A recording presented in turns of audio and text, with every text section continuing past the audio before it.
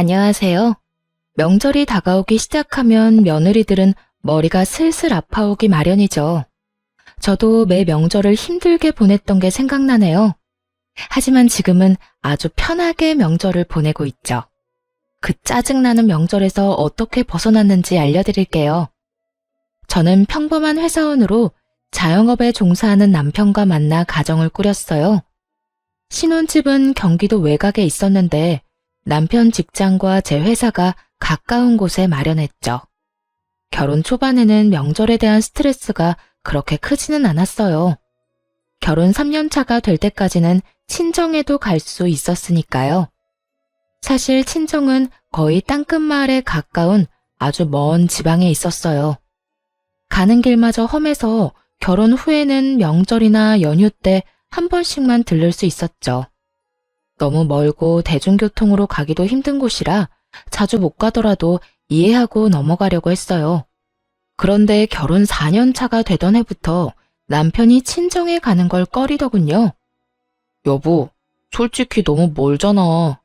이번에는 그냥 연락만 드리고 용돈은 계좌로 붙여드려. 거기까지 내려갔다가 다시 올라오면 쉬는 시간도 없이 바로 출근인데. 힘들어서 일도 못해.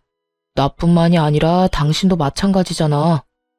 이게 남편의 논리였고, 솔직히 미안할 일도 아닌데 괜히 미안하기까지 했죠. 친정이 너무 멀어서 남편이 많이 피곤하겠다 싶었어요. 괜히 이렇게 먼 곳에 직장을 가지게 된 스스로를 탓하게 되기도 했고요. 그런데 시모는 또 다른 이유로 저를 친정에 보내지 않았어요. 처음 남편 말을 따라 친정에 내려가지 못한 날, 시모가 저한테 그러더군요. 잘했다. 시집 왔으니 넌 죽어도 이 집 귀신이야. 친정 가봐야 이제 남이지. 우리 집에서 마음 편하게 지내라. 그리고 남편 내조도 좀 하고. 사위는 백년 손님이라잖아. 친정에 데리고 가봐야 손님밖에 더 돼. 너는 우리 집 가족이지만 거기서 우리 아들은 손님이라는 거 잘 기억하고. 요즘 세상에 장인 장모에게 잘하는 애교 많은 사위도 얼마나 많은데요. 백년 손님이라니 그만큼 남편이 처가에 싹싹하게 굴지 못한다는 뜻이잖아요. 그런 옛말을 들먹이며 친정에 내려가지 못하게 하는 시모도 웃겼어요. 그래도 그때는 그냥 그러려니 하고 넘겼죠. 모든 시어머니가 그렇듯 우리 시모도 똑같이 밉상짓을 하는구나. 정말 딱 거기까지만 생각했죠. 근데 점점 남편의 행동이 신경을 살살 긁었어요. 어느 순간부터 유별나게 시모만 챙기기 시작하더군요. 저는 명절에 친정도 가지 못하는데 부모님께 용돈을 50만 원 정도만 드렸거든요.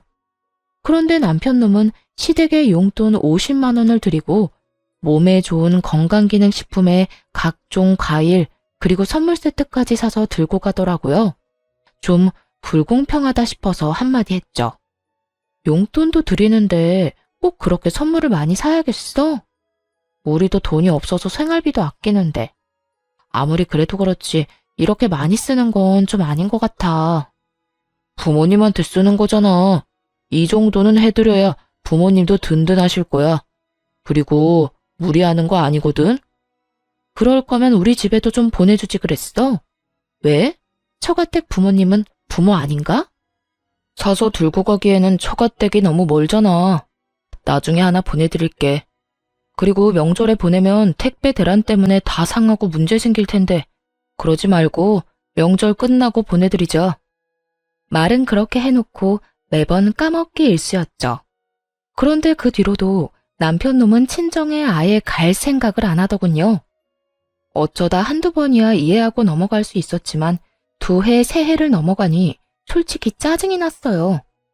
이번에는 친정에 내려가야 한다고 말하면 남편 놈이 항상 이렇게 말하는 거예요. 장인어른이랑 장모님이 우리가 내려가는 걸 좋아하시겠어? 얼굴 잠깐 보고 다시 올라가야 하는데. 부모님들은 우리 불편한 거 안 좋아하셔. 불편하게 왔다 갔다 하는 걸 걱정하시고. 그리고 내 생각은 안 해. 내내 운전은 나만 할 텐데 장장 6시간을 운전대 붙잡고 있다고 생각해봐. 그게 인간이 할 짓이야? 그럼 내가 운전하면 되지. 어떻게 2년이 넘도록 친정을 한 번도 안 갈 수가 있어? 그럼 혼자라도 내려갔다 오게 차라도 사줘. 장롱 면허 10년째인 너한테 차를 어떻게 맡겨? 그리고 혼자 절대 못 보내. 당신 혼자 내려가 봐. 장모님이 나한테 전화하셔서 무슨 일 있냐고 하실 거 아니야? 넌 부모님 걱정하게 만들고 싶어?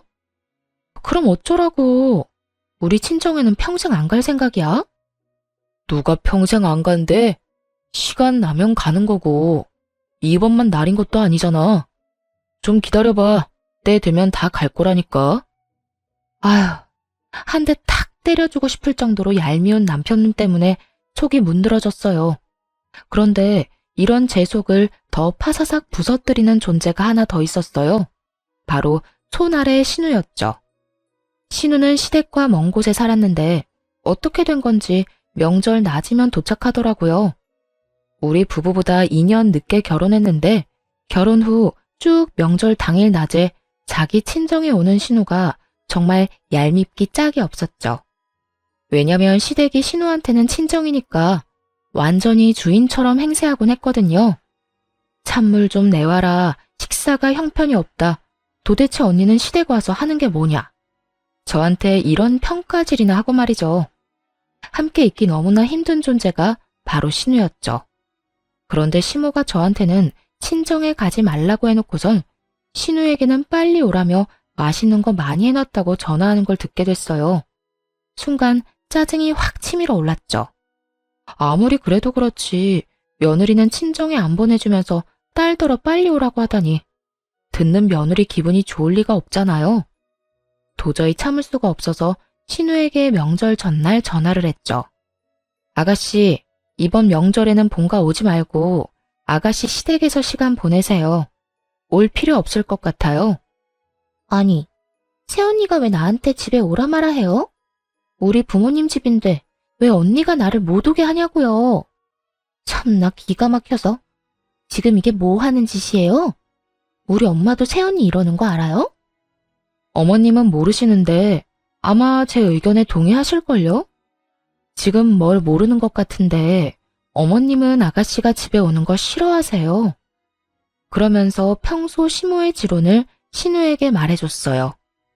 며느리는 친정에 자주 가면 안 된다는 그 지론 말이죠. 할 말이 없어 열받았는지 신우가 전화를 뚝 끊더군요. 그리고는 바로 시모에게 전화를 했나 봐요. 명절 전날이라 시댁에 함께 있었는데 옆에 있던 시모가 전화를 받더군요. 그래, 딸. 왜 전화했어? 엄마, 새언니가 나더러 집에 오지 말래. 엄마가 나 집에 오는 거 싫다고 했어? 뭐? 내가 왜 그런 소리를 해? 얘, 너 도대체 우리 딸한테 무슨 소리 한 거야? 왜 오지 말라고 한 거니? 시모가 화들짝 놀라서는 저한테 화를 내며 묻더라고요. 그래서 아무 생각 없는 척 시모에게 태연스레 말했죠. 어머님이 저한테 말씀하셨잖아요. 며느리가 친정 자주 가는 거 보기 싫다고요. 죽어서도 이 집 귀신인데 친정 가면 뭐 하냐고. 그러니까 저도 몇 년째 친정에 안 보내고 있으시잖아요. 안 그래요? 항상 그렇게 말씀하시길래 아가씨한테도 어머님 생각 말해드렸어요. 어머님은 며느리가 친정 가는 거 싫어한다고. 아가씨도 며느리인데 이 집에 오지 말아야 하는 거 아닌가요? 그 이야기를 듣던 시모는 순간 벙찐 모양이었어요. 다 자기가 한 말이었으니까요. 그걸 신우에게 대입해서 그대로 돌려줄 줄은 생각도 못했나 봐요. 그때 신우가 전화로 그러더군요. 이 언니 웃기네. 어떻게 며느리랑 딸이 똑같아요. 당연히 다르지. 똑같죠, 남의 며느리인 건. 근데 다른 게 있긴 해요. 아가씨랑 저랑은 시어머니가 다르잖아요. 아가씨는 상식적이고 친절하고 좋은 시어머니 만났나 보네요. 추석 당일 아침에 밥만 먹이고 바로 친정에 보내주는 거 보면. 근데 저는 다르거든요. 지금 몇 년째 친정을 못 가는 건지 모르겠어요. 가고 싶다고 해도 참으라고만 하고 가서 좋을 거 없다고만 하시는데 남의 집안 며느리 된 딸은 어찌나 집으로 부르시는지. 이래서 사람을 잘 만나야 하나 봐요. 이렇게 말하자 이번에는 신우가 아무 말도 못하더군요. 더 말해봐야 자기 엄마 얼굴에 침 뱉는 꼴만 되니까요. 게다가 내일 있을 명절 잔치를 위해 시댁 친인척들이 다 모인 자리여서 그런 말을 떠들어대니 친척들도 불편한 기색을 내비치더군요. 남의 집안일이라 대다수가 못 들은 척하는 것 같았어요. 그리고 그분들도 알게 된 거죠. 이 집 식구들이 명절에도 며느리를 친정에 안 보내준다는 걸요. 졸지의 시모는 속 좁고 며느리 생각 안 하는 못된 시어머니가 되어버렸어요. 그게 분했는지 저를 한껏 째려보더라고요. 그때 남편이 제 팔을 붙잡으며 밖으로 끌고 나갔어요. 당신 왜 이래? 왜 이런 좋은 날 기분 나쁜 소리를 하냐고. 내가 나중에 처가 때 가준다고 말했잖아, 때 되면. 그때가 대체 언젠데? 벌써 2년 동안 친정을 한 번도 못 갔어. 친정이 해외야? 제주도야? 울릉도, 독도야? 섬도 아닌 대한민국 내륙인데 왜 못 가? 처음에는 당신 피곤하다고 해서 나도 이해했어. 근데 계속 안 가겠다는 건 의도가 뻔하잖아. 야, 그런 이야기가 아니잖아. 내가 뭐 평생 안 간대? 가긴 갈 건데 요새 좀 피곤해서 못 간 거지. 참나, 명절에 시댁을 가면 친정도 가는 게 상식이야. 당신 동생처럼. 시누이 시댁은 상식적으로 행동하던데 왜 당신네는 안 그런 짓만 골라서 해? 아무리 시어머니가 달라도 그렇지. 내가 그냥 재수가 없는 거야? 그래서 이런 시어머니랑 남편 만나는 통에 친정 못 간 거냐고. 아무리 그래도 친인척들 다 있는 데서 그런 말하면 우리 엄마는 뭐가 돼? 뭐가 되긴? 상식 없고 속 좁은 시어머니가 되는 거지. 근데 틀려? 맞는 말이잖아. 당신처럼 어머님도 나 친정 못 가도록 매번 막으셨어. 몰랐지? 주말에 나 혼자라도 가려고 하면 매번 시댁에 오라고 해서 일 시키신 분이야. 그러면서 당신 내조해야 하니 친정에는 관심 끄라고 하셨고. 주변 사람들도 그런 사정을 다 알아야 내가 덜 억울하지 않겠어? 어쨌든 나 이번에는 무조건 친정 갈 거야. 당신은 오든지 말든지 마음대로 해. 그렇게 말하고 남편 차키를 챙겨서 밖으로 나왔어요. 그리고 남편 차를 타고 친정으로 내려왔죠. 오랜만에 차를 운전하긴 했지만 친정으로 가는 길을 잊어버리지는 않았더라고요. 그렇게 혼자 내려갔더니 친정 부모님이 깜짝 놀라더군요. 너 연락도 없이 웬일이야? 얼마 만에 보는 거냐? 잘 지냈어? 아빠. 잘 지냈어. 근데 우리 사위는 왜 너 혼자 내려왔어? 아, 그 사람은 시댁에 있지. 나 혼자 차 타고 여기 내려온 거야. 이번에는 나도 친정에 오고 싶었거든. 그러고는 사가지고 온 선물을 부모님께 잔뜩 안겨드리며 집 안으로 들어갔어요. 왜 지금껏 못 드린 건강기능식품과 과일 바구니들 말이에요. 오랜만에 친정집에 들어서니 푸근하고 마음이 놓였죠. 친정에는 남편과 싸웠다는 이야기는 따로 하지 않았어요. 그런데 저 혼자 내려보낸 것이 눈치가 보였는지 남편 놈이 그 다음날 부랴부랴 친정으로 내려왔더군요. 시댁 차를 몰고 왔더라고요. 그런 남편 놈을 보며 무미건조하게 말했죠. 무슨 일로 여기까지 왔어? 시댁에 있지. 당신이 여기 있는데 내가 어떻게 계속 본가에 있어? 장인어른, 장모님, 잘 지내셨죠? 얼마 동안 못 내려와서 정말 죄송했습니다. 앞으로 자주 찾아올게요. 얼마나 갈지 모를 의미 없는 말을 꺼내며 남편놈이 넉살 좋게 인사를 하더군요. 그래도 그냥 그러려니 했어요. 이 인간이 또 안 가겠다고 하면 혼자서라도 이렇게 오면 되겠다 싶었거든요. 그렇게 친정에서 쉬고 집에 도착하니 남편놈이 그러더군요. 시모가 화가 많이 났다고요. 저는 별로 신경 안 쓴다고 왜 화가 나셨는지 모르겠다고만 했어요. 결국 남편놈은 더 이상 이야기를 꺼내지 못했고 그렇게 명절이 끝나고 말았어요.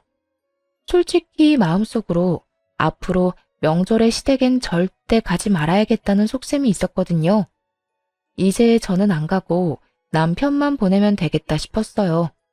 그래서 별거 아니라고 생각하고 넘겼고요.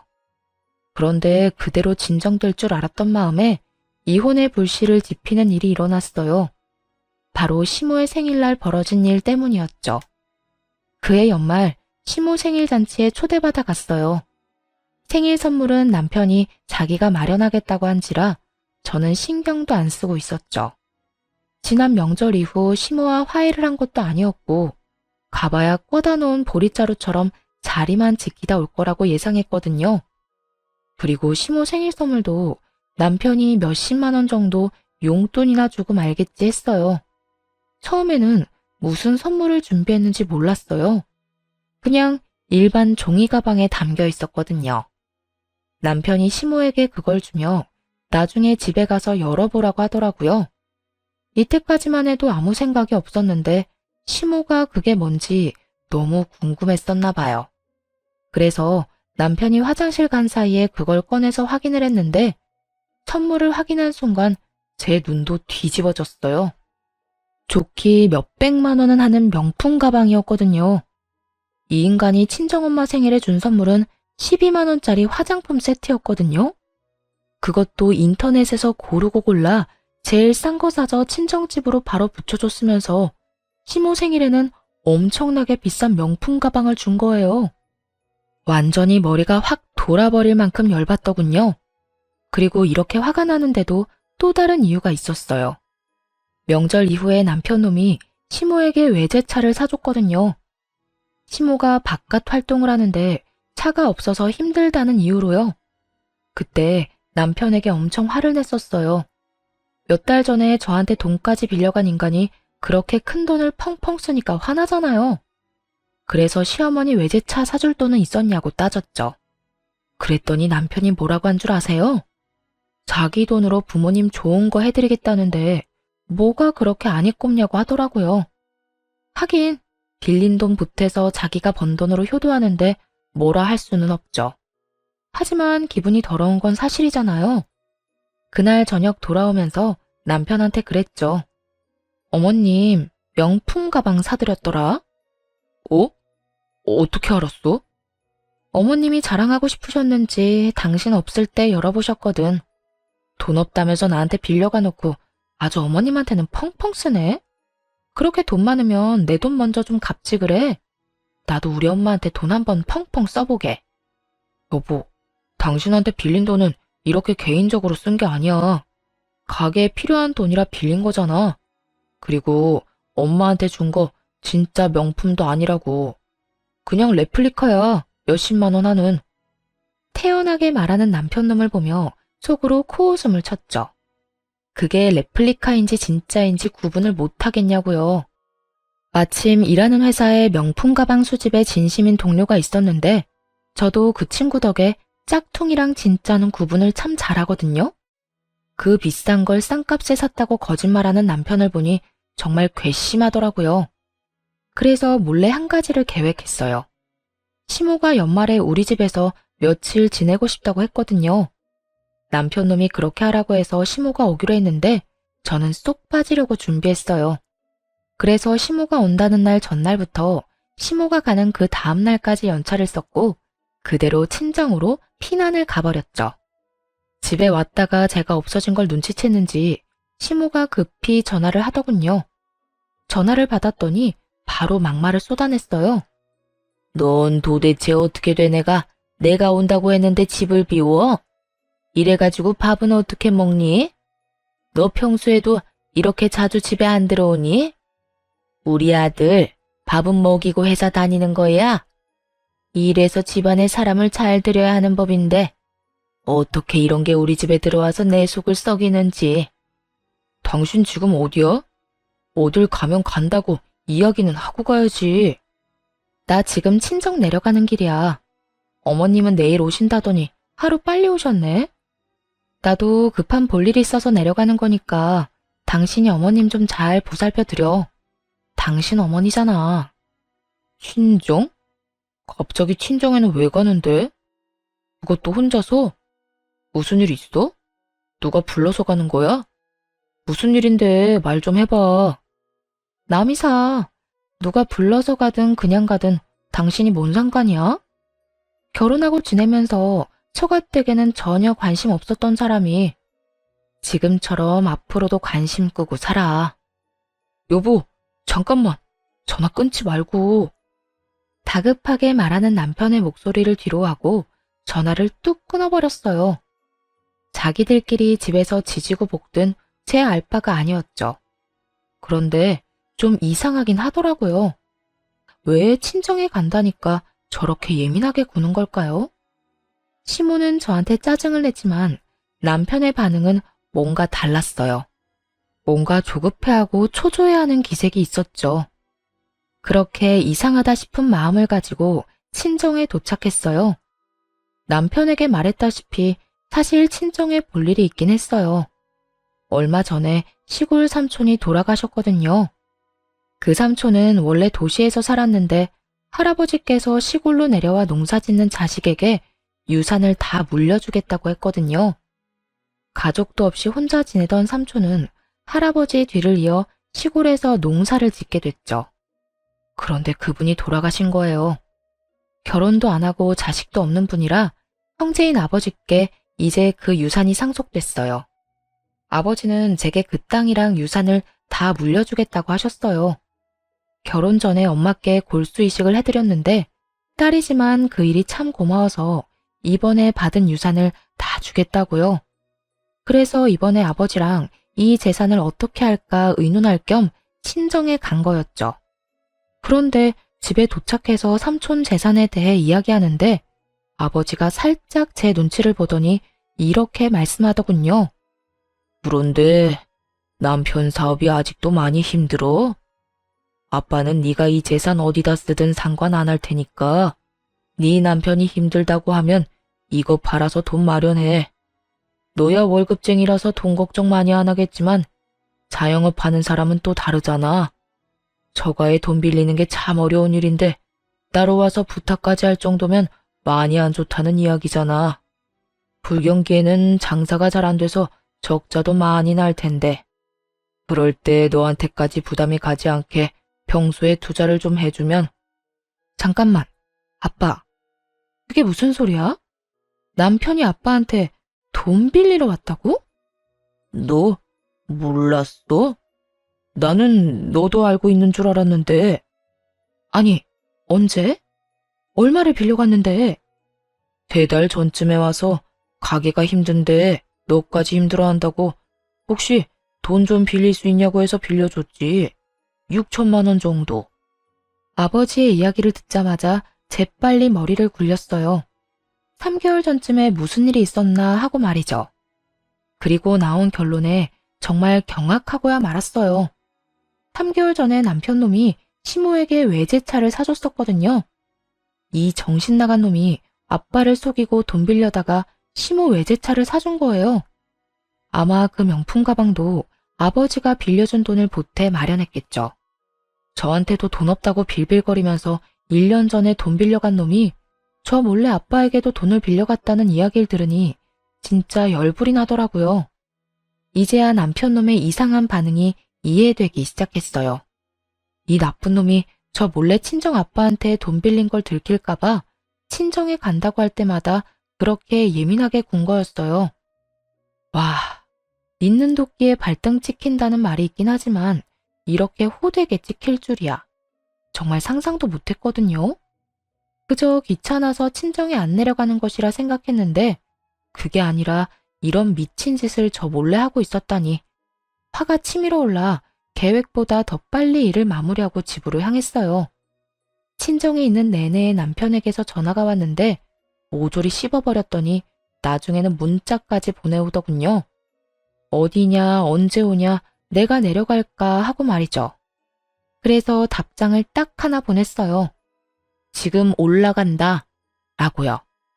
그렇게 집에 도착했더니 시모는 없고 남편 혼자 있더군요. 뭔가 불길함을 느낀 건지 남편놈이 눈치를 보더니 이렇게 말했어요.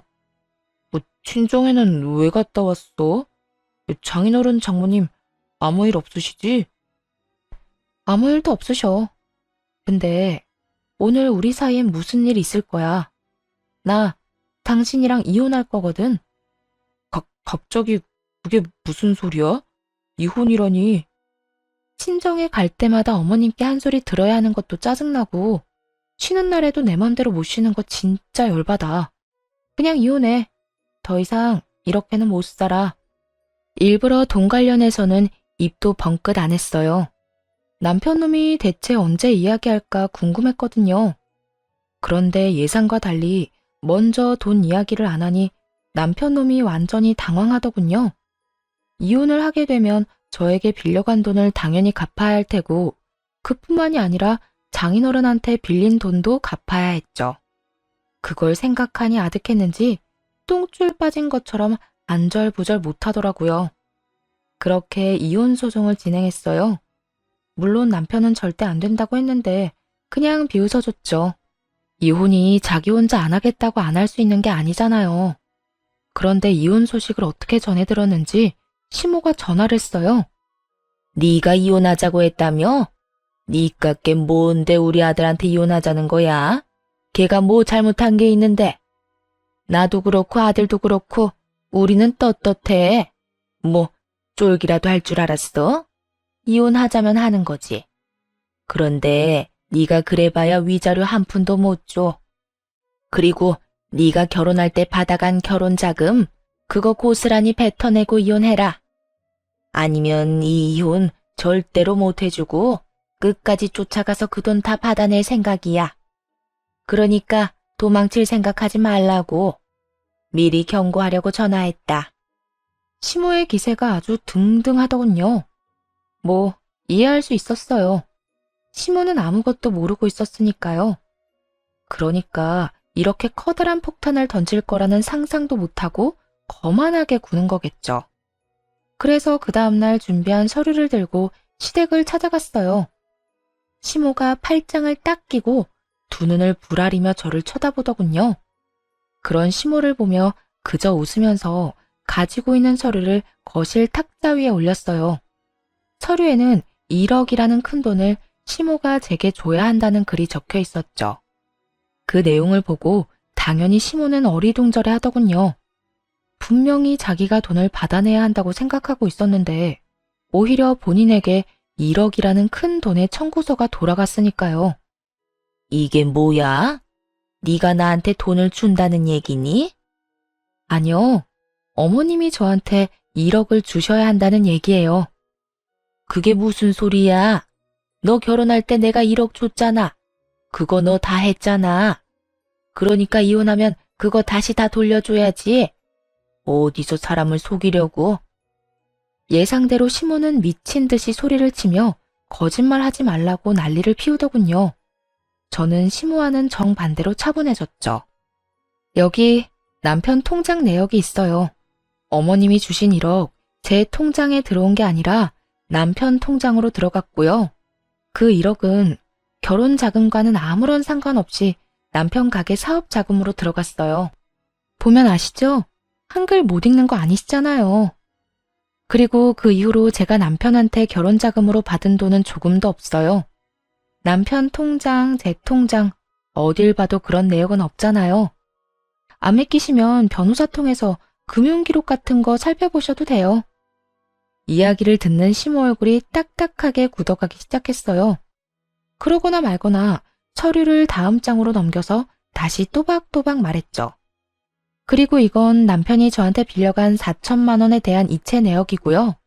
빌려주면서 당연히 갚으라고 이야기했고 그 돈은 온전히 제 월급으로 모은 거 확인할 수 있어요. 그리고 제 통장에는 남편이 그동안 준 생활비 내역이 있는데 6년이라는 기간을 다 통틀어도 총 금액이 1,000만 원도 안 돼요. 그렇다고 남편이 살면서 생긴 빚을 따로 갚은 것도 아니고요. 가게가 어렵다는 말에 제가 6년간 빌려준 금액이 더 커요. 정 의심되면 그것도 금융기록 뒤져보시고요. 그러면서 바쁘게 다시 다음 장을 넘기며 또 말했죠. 시모는 남편과 제가 준비한 서류를 번갈아 보며 몸을 부들부들 떨더라고요. 이건 남편이 저희 아버지에게 빌려간 6천만 원에 대한 차용증이에요. 이건 저도 몰랐는데 얼마 전에 어머님께서 저희 집에 와서 쉬셨잖아요. 그때 연차 쓰고 친정에 내려갔다가 처음 알게 된 사실이에요. 남편이 저한테 아무 말 안 하고 아버지께 돈을 빌렸더라고요. 그 때문인지 친정에 내려가는 저를 방해까지 했고요. 여보, 내가 방해를 한 게 아니라. 남편 놈이 찔리는지 중간에 변명을 하려고 하더라고요. 저도 말이 곱게 나오진 않았죠. 그럼 언제 이야기할 생각이었는데? 너 내가 그날 친정 내려간다고 했더니 필사적으로 막았잖아. 네가 우리 아빠한테 나 몰래 돈 빌린 거 안 들키려고. 게다가 빌려놓고 갚을 생각은 안 하고 펑펑 쓰기만 해? 그걸 어디다 썼는지 내가 모를 줄 알아? 이 가증스러운 쓰레기 같은 인간아. 밥벌레 같은 새끼. 감히 우리 아빠가 피땀 흘려 번 돈으로? 한동안 남편을 욕해주며 째려보다가 시모에게로 고개를 돌렸어요. 시모는 여전히 서류를 붙잡고 못 믿겠다는 듯 바라볼 뿐이었죠. 그러니까 결국 어머님께 드리고 싶은 이야기는 결혼 자금으로 주신 1억 중 제가 쓴 건 없으니 남편한테 받으시라는 말이에요. 또 이 1억은 원래 남편한테 받아야 하는데 남편이 한 푼도 없다고 해서 어머님께 말씀드리는 거예요.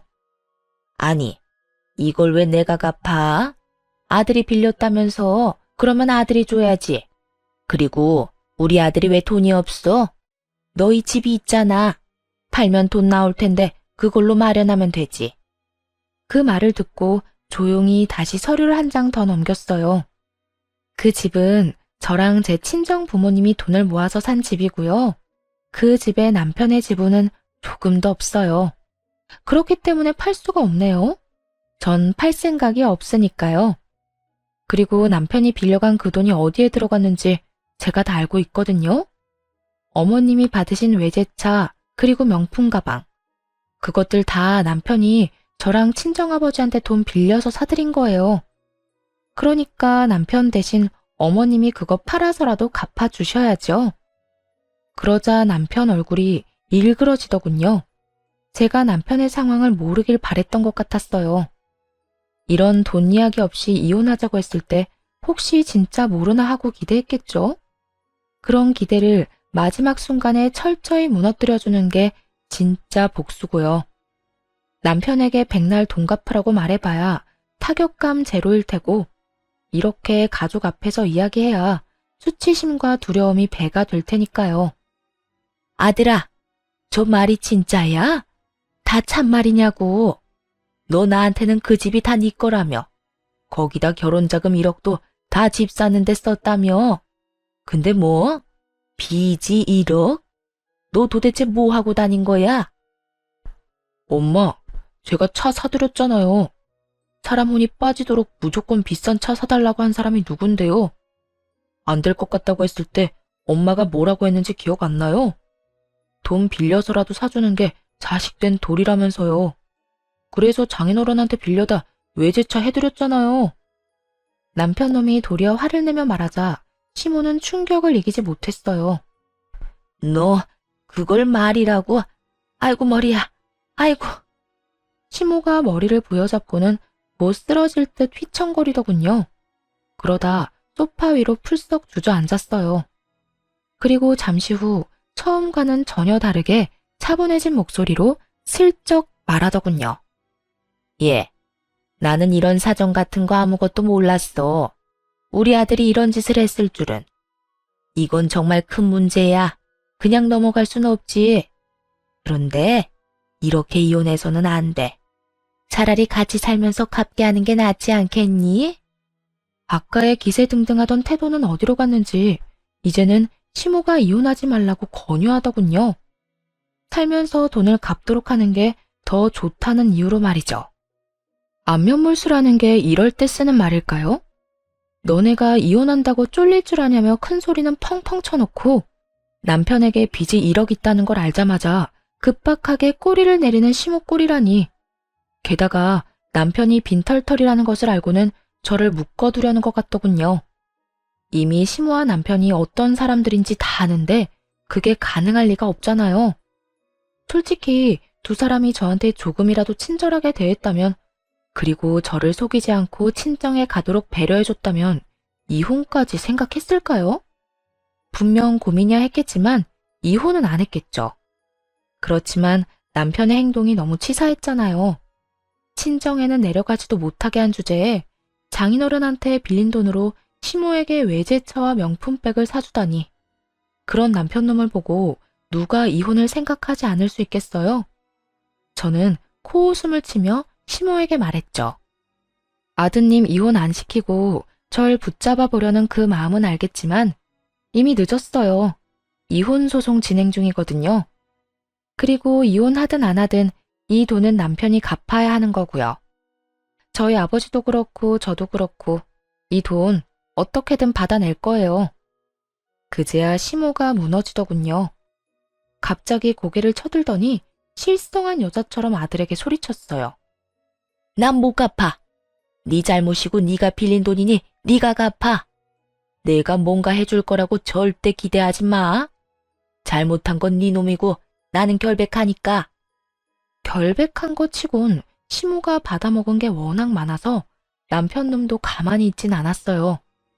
아니, 그 돈 빌려서 온전히 저한테 쓴 것도 아닌데 왜 못 갚아주는데요? 와, 엄마 진짜 얼굴에 철판 제대로 깔았네. 그만큼 받아놓고 이제와 발뺌을 하신다? 그건 제가 용납 못해요. 두 사람은 1억이라는 빚 앞에 한치도 물러서지 않고 팽팽하게 싸우더군요. 그런 둘을 놔두고 그 집을 빠져나왔어요. 그리고 집에 오자마자 용달차 부르고 안방에 있는 남편 짐부터 꺼냈죠. 그런데 어느새 남편놈이 집에 슬그머니 들어오더니 짐을 싸는 걸 보고 저를 말리려고 하더군요. 여보, 진짜 이럴 거야? 나 정말로 내보낼 거냐고. 우리가 함께 산 세월이 몇 년인데 이런 식으로 내보내는 건 좀 아니지 않아? 내가 어떤 식으로든 갚는다니까? 그 돈은 당연히 갚아야 하는 거고 당신은 이 집에 대한 지분이 하나도 없잖아. 결혼할 때 한 푼도 안 내고 이 집에 들어온 건 너야. 그때도 당신 가게 힘들다고 해서 어머님한테 받은 돈도 당신이 모았다던 결혼 자금도 다 가게로 들어갔지. 솔직히 그것도 의문이긴 해. 그 돈은 시댁에 안 갖다 바쳤어? 나 당신한테 제대로 생활비 받아본 적 한 번도 없어. 그것만으로 이미 아웃이고 어차피 이혼하고 나갈 텐데 뭐하러 굳이 같이 살아? 보기 싫은 얼굴 쳐다보면서. 그러니까 미리 좀 나가. 알았어? 하나부터 10까지 너무 맞는 말만 하니 남편도 더 이상 아무 말 못하더군요. 뭐 입이 10개라도 할 말이 없었겠죠. 자기가 뭘 잘했다고 이 집에 남겠다 어쩐다 이야기하겠어요? 그리고 시모와 남편을 위한 진정한 지옥은 며칠 뒤부터 시작됐어요. 이혼에 대한 전말을 모두 듣게 된 친정아빠가 완전 열받으셨거든요. 그딴 놈도 하나뿐인 사위라고. 내가 노후자금으로 모아놨던 자금까지 빌려줬는데 널 속이고 그딴 짓을 했다고? 널 친정에 못 가게 한 것도 모자라 지 엄마 외제차랑 명품백을 사줬단 말이야. 차라리 너한테 선물을 사줬다 하면 내가 그 돈 받을 생각 안 했을지도 몰라. 그런데 감히 내 딸한테도 돈을 빌려놓고 나한테까지 돈을 빌려? 그건 절대로 용서 못하지. 지옥까지 쫓아가서라도 그 돈 받아내고야 만다. 그렇게 선언한 친정아빠는 정말로 그 먼 곳에서 한달음에 올라오셨어요. 그러고는 남편이 시모에게 사준 외제차 뒤를 졸졸 쫓아다녔죠. 완전히 대놓고 쫓아다닌 게 아니라 몰래 뒤만 쫓다가 시모가 지인들을 만나는 것 같으면 마치 우연히 마주친 적 다가가 이랬대요. 아이고, 잘 지내고 계신 것 같아서 보기 좋습니다. 이제 그쪽 아드님하고 우리 딸이 이혼한 건 아시죠? 그런데 그쪽 아드님이 나한테 빌려간 돈을 안 갚아서 이렇게 찾아왔어요. 아드님이 그러는데 자기는 돈이 없으니 엄마한테 가서 받으라고 하더라고요. 저도 노후를 위해 힘겹게 마련한 돈이라 없으면 크게 곤란해서 말이죠. 그쪽 아드님이 나한테 빌린 그 돈으로 자기 엄마 외제차를 사줬다고 하는데 그게 바로 이 차죠? 아이고, 참 좋아 보이네. 아니, 사돈은 왜 이럴 때까지 찾아와서 그런 이야기를 해요?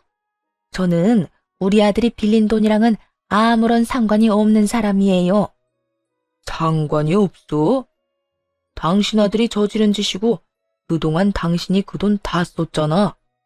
그러면 양심상 대신 갚아줘야 한다는 생각은 안 들어요?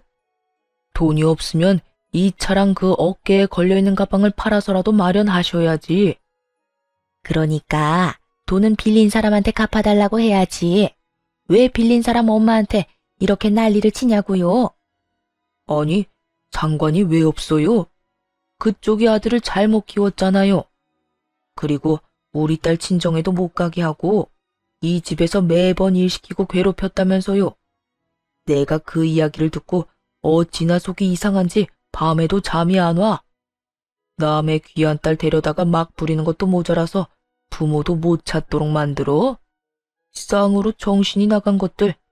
뚫린 입이라고 아무 말이나 짓거리는 거 봐. 어쨌든 그쪽 아드님이 빌려간 1억 가지고 있는 걸 팔아서라도 마련하시라고. 당신 다니는 곳이 어디든 다 쫓아다니면서 그 돈 다 받아낼 거요. 앞으로 만날 지인들한테 아들 새끼가 사고친 거 다 알리고 싶으면 마음대로 하시오. 난 안 말릴 테니까. 아빠의 말에 무시무시함을 느꼈는지 시모는 그 뒤로 사람을 만나지 않고 집에 틀어박히더군요. 시모가 밖에 나오지 않자 아빠는 이제 남편을 쫓아다녔어요. 아빠 돈이랑 제 돈까지 당장 갚으라고요. 결국 주변에 사람이 있든 말든 상관없이 쪼아대는 아버지 때문에 남편 놈은 시모의 반대를 뒤로하고 명품 가방과 외제차를 팔아 돈을 마련했어요. 그렇지만 아무리 좋은 외제차의 명품 가방이라도 중고잖아요. 당연히 살 때만큼의 돈을 마련하기는 어려웠죠. 비싼 만큼 감가가 어마무시하잖아요. 그래서 어쩔 수 없이 시댁집을 담보로 대출을 받아 저와 아버지에게 갚았더군요. 그 돈을 갚을 때 남편이 저한테 한마디 했어요. 정말 독하다 독해. 진짜 이렇게까지 해야 해?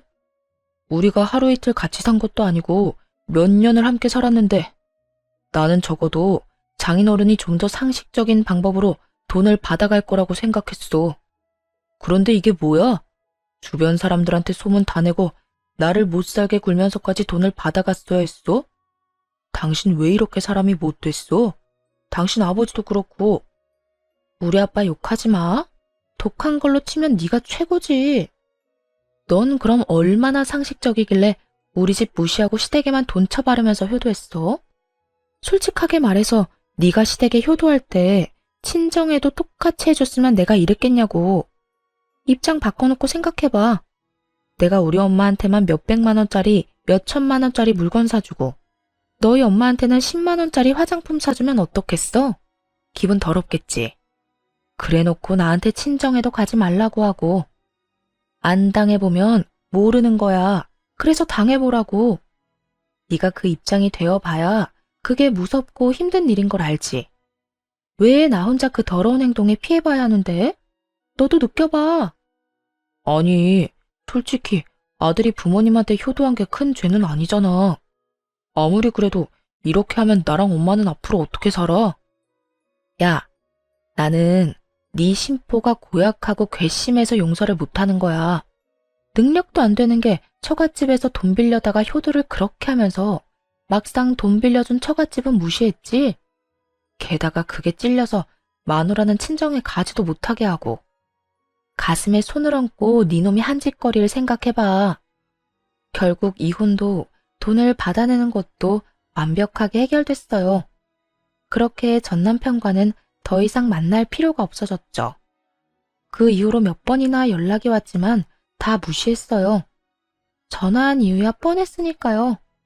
그래서 용서해달라는 말은 필요 없으니 연락하지 말라고 몇 차례 문자를 보냈더니 더 이상 연락이 없더군요. 전 남편과 이혼하고 나서 저는 매년 명절이 되면 친정집으로 내려갔어요. 이혼을 하고 돌아온 저를 친척들은 반갑게 맞아줬죠. 그딴 놈이랑 잘 헤어졌다고 정신 나간 놈이라고 말해줬어요.